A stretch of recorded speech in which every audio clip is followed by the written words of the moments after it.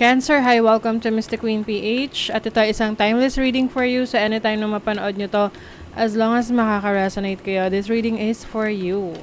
And if you're interested in private readings, meron tayong link sa description at sa pinned comment.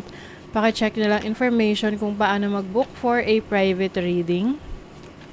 And please subscribe to our channel to show your support, like, share this video, at comment na rin kayo kung kayo ay naka-resonate.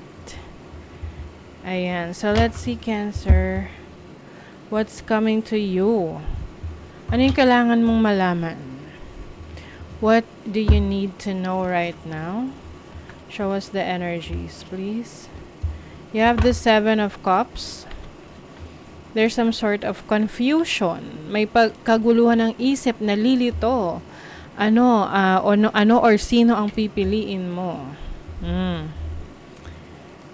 Kung ano yung ipaprioritize mo. Pwedeng marami ka ngayong kailangang gawin, kailangang asikasuhin. Pwedeng pareho, lahat gusto mo, no? So, hindi ka makapag-decide. Yun lang ang downside pag marami kang options. Hindi ka makapili. You have the Justice card, which is making a decision.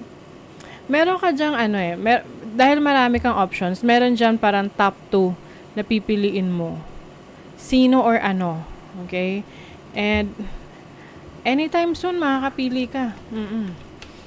Pakiramdaman mo kasi kung ano ang tinitibok ng iyong puso or yung instinct mo, yung intuition mo. Kaya lang with the Justice card, the universe is asking you to choose, piliin, ano yung logical, ano yung mas makakabuti for you sa ngayon.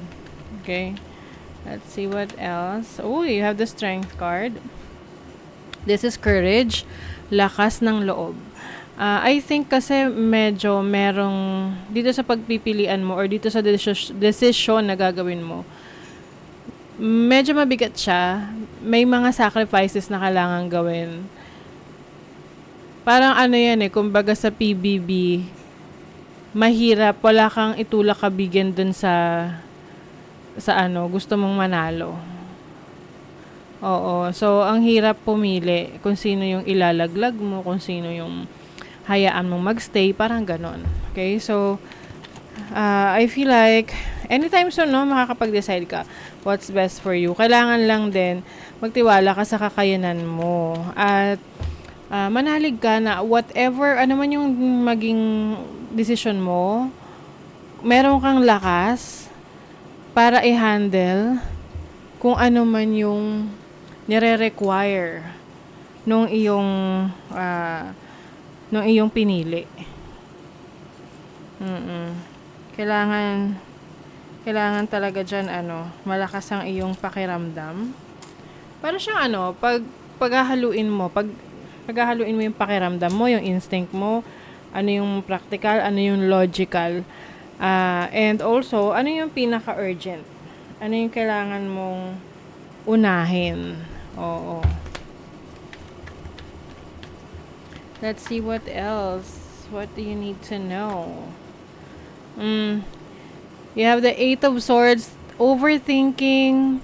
Minsan kasi masyado ng advanced tayong mag-isip na nakakalimutan na natin na mag-focus sa moment, no? Sa current moment. At marami ring nagbibigay sa'yo ng advice. Kaya yung iba sa inyo, gulong-gulo, litong-lito, hindi nyo alam kung anong gagawin nyo. You have the Emperor. So, don't worry kasi ikaw ay magiging fully in control of this situation.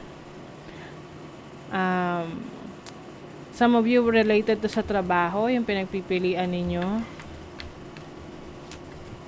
Mas pipiliin nyo rito kung saan kayo mas secure, saan may structure, saan mas sigurado. Oo. I feel like sa ngayon hindi kayo magte-take ng chance or parang magte-take ng risk. You have the 8 of Wands and then the Hanged Man. Ang nakikita ko rito is meron ka munang uunahin sa ngayon, no? But it doesn't mean na yung hindi mo pinili ay hindi mo na pipiliin sa future. Okay? So, ngayon may urgency lang. Meron ka lang kailangang piliin. Kumbaga, ipopause mo muna yon. For example, no, halimbawa, torn between pag-aaral at pagtatrabaho ka, pagka-career, ganyan. Kaya lang, syempre, ano ba yung urgent sa ngayon? Maaring breadwinner ka, inaasahan ka sa family, or kailangan mo talagang magkaroon ng income. So, unahin mo yung pagtatrabaho. Career muna. But it doesn't mean na hindi mo napipiliin yung pag-aaral sa future. Kumbaga, ano lang yung urgent ngayon, yun yung aasikasuhin mo. Pero hindi mo naman kakalimutan at tatalikuran yung pag-aaral. Parang gano'n, no? So, iba-iba yung sitwasyon para sa iba-iba sa iba't iba sa inyo. So, just take what resonates. Okay? What else? Inner child. So, yung iba sa inyo, you are healing your inner child. Meron kang mga experiences ng bata ka. Can be a traumatic experience na hinihil mo ngayon. Kasi alam mo na isa yon sa triggers mo at gusto mong matapos sa'yo yung cycle. Okay? At hindi mo na maipasa sa iba. Some of you are musically inclined. Yung pakikinig sa music ay malaking tulong sa inyo to relax yourself, to heal yourself. Sino rito yung nakikinig ba kayo dun sa mga frequency music? Healing frequency, love frequency, money frequency, because that will really help you para ma-cleanse yung energy nyo, and at the same time magkaroon kayo ng clarity. You also have protection, so don't you worry, you are protected.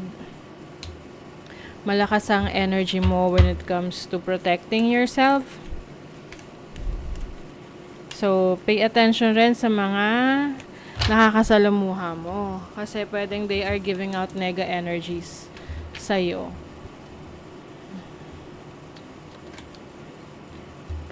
It's time to set healthy boundaries, Cancer.